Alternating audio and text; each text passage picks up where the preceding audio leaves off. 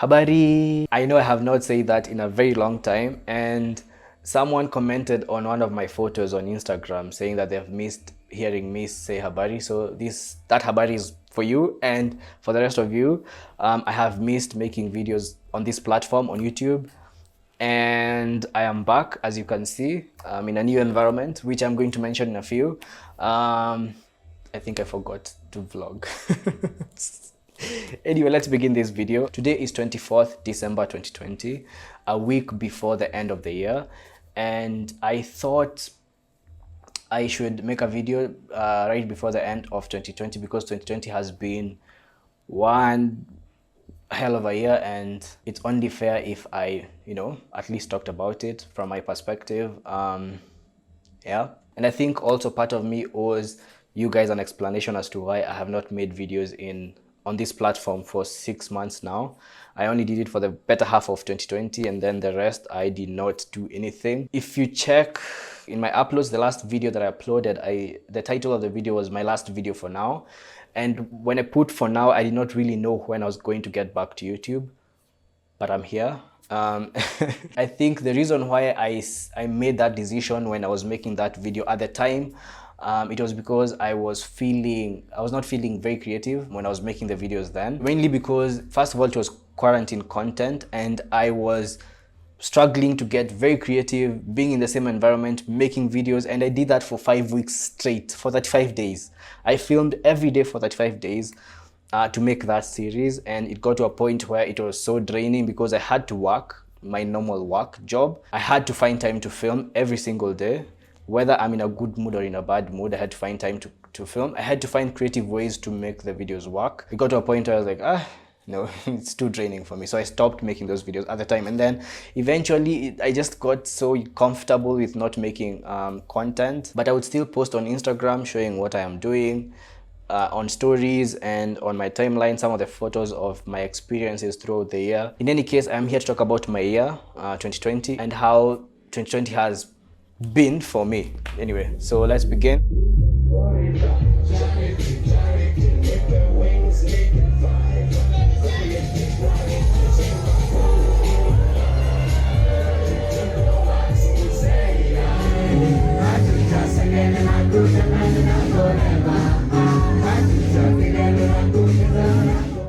At the end of last year, 2019, between 30th December to 2nd January of 2020, I was in Kilifi for the Kilifi New Year Festival.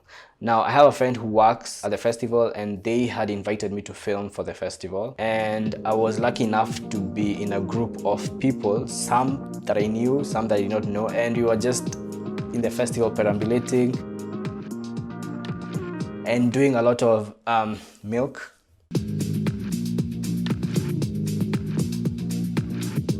And at that moment, none of us thought that things would change after a few months. We will have to start wearing masks, we will start to social distance, sanitize all the time. Yeah, so none of us during the festival ever thought that that would be in the realm of possibilities for us to be in this situation that we're in now.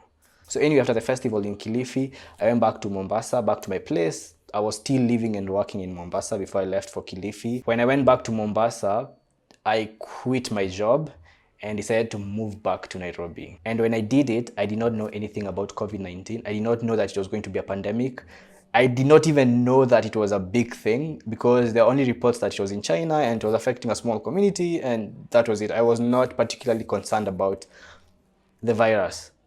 So I made a very big life decision before knowing what's going to happen in a month's time or in a few weeks' time. So anyway, in January 13th, 2020, I handed in my resignation letter, and this is the moment after the fact, just a few minutes after I did it. Today is the 13th of January 2020. It's 6:55 p.m. I have just handed in my resignation letter, which gives 2 weeks notice for working here before I go back to Nairobi. I've worked for this company for 2.5 years now. It has been an okay experience, an experience of growth, with ups and downs, but I feel like this is the best time for me to leave and let somebody else do it, and then I can also find something else to do.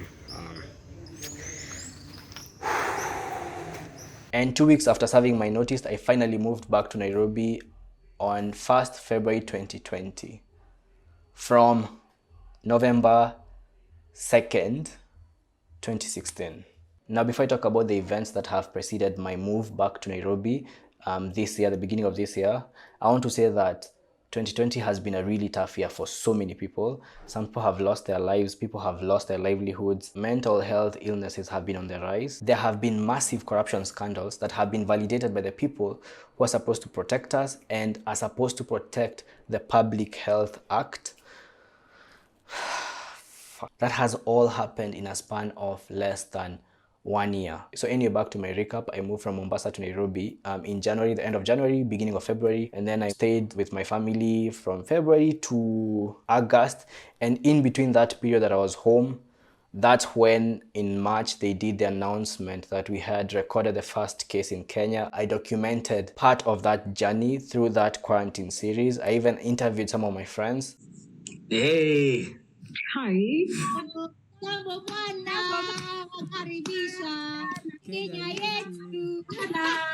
So when I moved back to Nairobi, the first travel experience that I had was hot air ballooning in Masai Mara. And I did that with a really good friend of mine and her cousin. And I documented the experience. It's on YouTube. I'll put it somewhere here or here. You can go ahead and watch it if you have not watched it.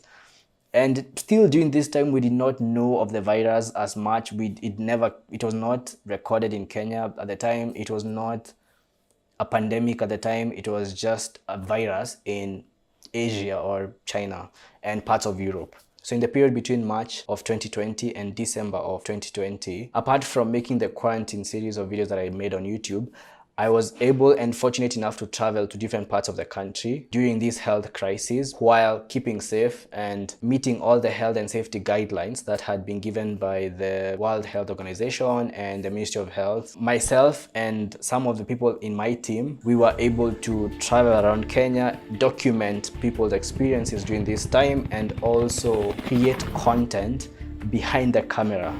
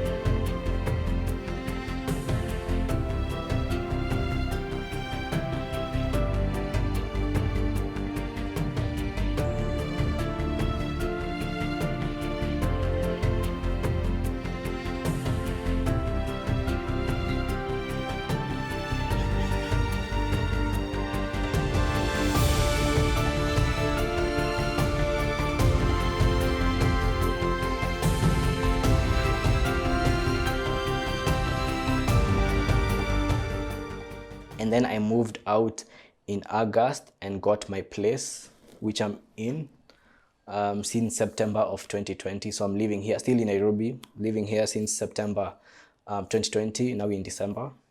And I used this moment, all these experiences, to just record without feeling the need to make a YouTube video out of it. And yet I am here months later putting those videos on YouTube for you guys to see. Yeah, that's very hypocritical. I was behind the camera recording all these experiences. Mostly they were wildlife experiences and community-based experiences.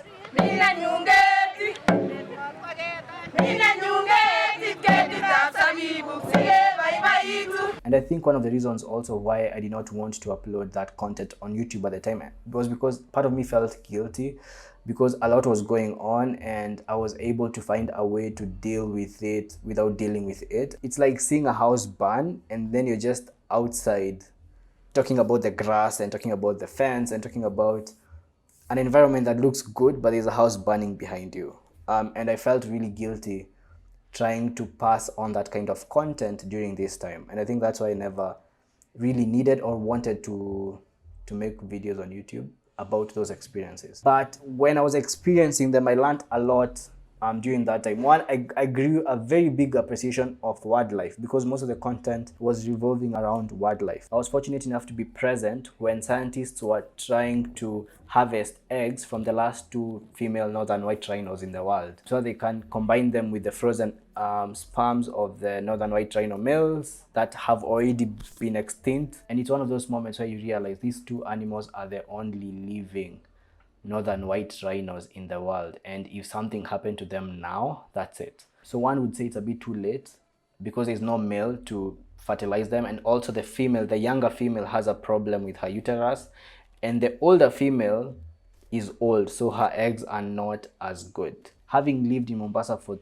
3 years, and the only free time that I'd get from my engaging job, I would want to either travel or visit my family, and it would be very short. But having moved back, considering the tough year that we've all been in, I am at least appreciative of spending more time with my family.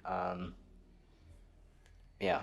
But on the downside, in 2020, I almost messed up my right eye. As you can see, I think I still have a scar here. I fell down while skipping rope. I passed out while skipping rope and I fell with my face. But I'm okay. I'm feeling good. I'm not entirely worried about it. Yeah. And if you want, you can watch the whole thing of what really happened in my quarantine series video. I think week 4 or week 3. I'm going to also put it somewhere here. You can go and watch it. And also while you're there, you can watch a video of me shaving my own head for the first time during quarantine. Also, I got to spend time with my friends.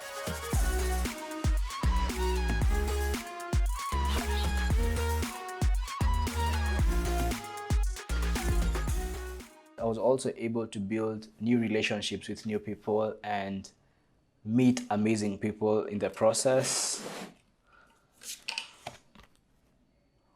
I don't want it to seem like I am bragging that I had a really good year, but no, I'm just talking about my year truthfully from my perspective of how it went. One of my best friends from, when I was very young, he lost his sister a few weeks ago. And it was such a heart-wrenching experience going through it and seeing him and his other siblings going through that experience. I have had colleagues lose their family through the pandemic. And honestly, genuinely, I know I said this at the beginning of the year of 2020. I'm lost for words. I guess the only thing that I can say now is Happy New Year, and I hope 2020 will be the best year of your life. And I don't want to jinx 2021, so I'm going to just say be blessed, keep safe, and I will see you in 2021. I will try and upload more in the coming year. That is my personal goal for 2021. Be more active and be more consistent on this platform. And if you miss me enough and you want to see what I am up to, if I'm not on YouTube or very consistent on YouTube, you can follow me on Instagram and you'll see what I am up to, because I think I'm more active there than any other platform. I'm also active on Twitter, but I love Twitter for just the banter and the jokes. I don't particularly talk about my life there or what I am doing. So that's it for today's video. Thank you so much for watching. Have a happy new year, and I will see you in 2021. As always, be kind to one another. Kwaheri.